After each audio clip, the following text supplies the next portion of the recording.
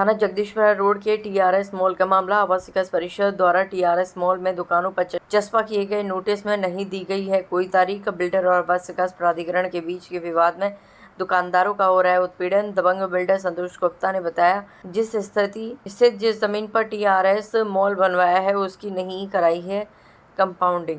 पूर्व में भी आवास विकास परिषद द्वारा संतोष गुप्ता द्वारा टीआरएस मॉल में बनाई गई दुकानों को किया गया था सील। दबंग बिल्डर द्वारा संतोष गुप्ता ने दुकान पर लगी सील के ताले तोड़कर आवास विकास परिषद के नियमों का उल्लंघन किया है।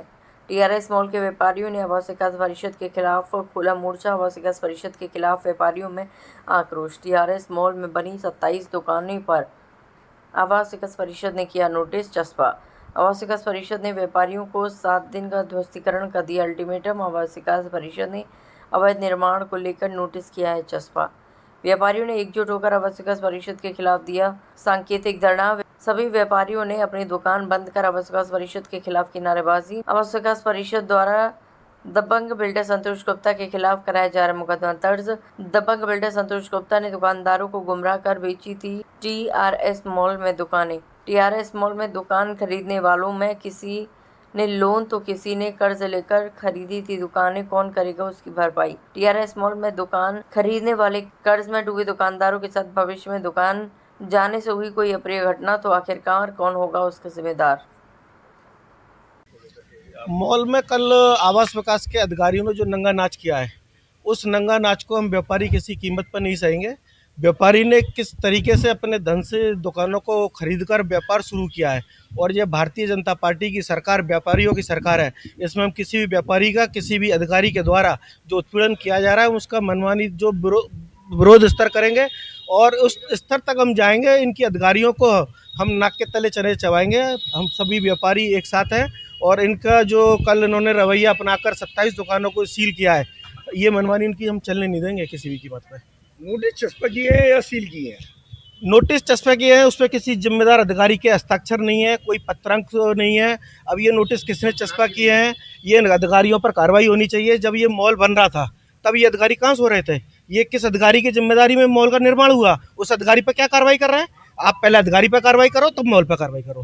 पहले उस अधिकारी पर कार्रवाई सुनिश्चित कराएंगे तब ये मॉल पर कार्रवाई क्या होगी। मानना है बिल्डर और आवास विकास प्राधिकरण के बीच में दुकानदारों का उत्पीड़न हो रहा है? दुकानदारों का उत्पीड़न चाहे किसी के बीच में हो, दुकानदारों का उत्पीड़न हम नहीं सहेंगे, नहीं सहेंगे, नहीं सहेंगे। चाहे किसी भी विरोध स्तर तक हमें जाना पड़ेगा, हम उसका विरोध करेंगे। आवास विकास परिषद के अधिकारियों द्वारा आकर के यहाँ पर पूरे मॉल को सील किया गया है। जो खुली हुई दुकानों थी उन पे भी उन्होंने सील लगाई है, और बाकी जो खुली हुई दुकानें जिनकी रजिस्ट्रियां हो चुकी हैं उन पर नोटिस चस्पा किए गए हैं, जिसमें ना तो कोई तारीख लिखी गई है, ना ही किसी प्रकार का कोई पत्रांक क्रमांक है, ना ही किसी अधिकारी के उसमें हस्ताक्षर है। जब हम लोगों ने आवास विकास के अधिकारियों से पूछने का प्रयास किया कि सर ये क्या हो रहा है, क्यों हो रहा है, तो ना उन्होंने कोई उचित उत्तर दिया। उल्टा हम लोगों को धमकाया कि अगर आप लोग ज्यादा बदतमीजी करेंगे तो हम आपको एफआईआर करा देंगे आपके खिलाफ, जो कि बिल्कुल भी व्यापारियों के लिए ठीक नहीं है। हम सब लोगों ने अपना पैसा जोड़ जोड़ के कैसे न कैसे करके दुकानें ली, अपना रोजगार करने के लिए, अपना व्यापार करने के लिए, और इस तरीके से हमें प्रताड़ित किया जा रहा है। और ये आवास विकास परिषद के अधिकारियों का अगर किसी से कोई संबंध है, अगर कोई बात है,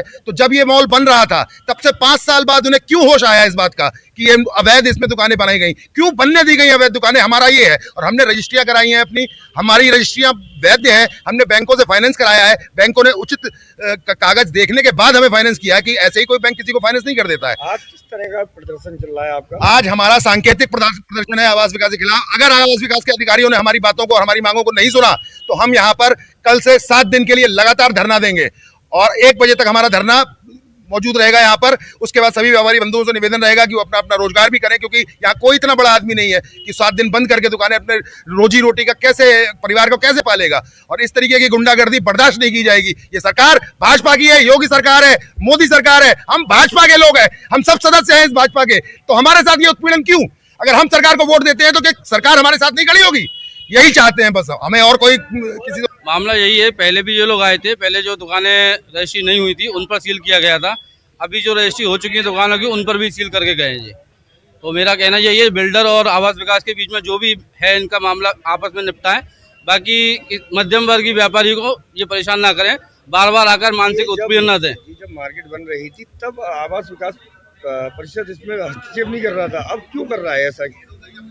जब इनका बिल्डर और इनका आपस में कुछ ना कुछ समझौता हुआ होगा, इसीलिए जब इन लोगों ने नहीं रोका, आज नहीं हो रहा कुछ तो आ रहे हैं वो लोग बार बार। आप लोगों पर रजिस्ट्रियाँ हैं हमारे पास।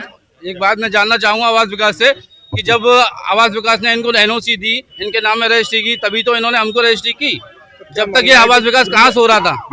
में लापरवाह अधिकारी रहे तो उन पर कार्रवाई बिल्कुल कार्रवाई होनी चाहिए, और कार्रवाई अगर नहीं हुई तो यहाँ पे धरना प्रदर्शन तो हो ही रहा है, भूख हड़ताल पर भी जाएंगे लोग। कुछ लोगों ने अपने घर गिरवी रख के दुकानें ली हैं यहाँ पर। भूख हड़ताल के बावजूद भी अगर नहीं माना गया तो जो भी हानि होगी उसके जिम्मेदार आवास विकास के अधिकारी होंगे। मैं चाहता हूँ उनको ऊपर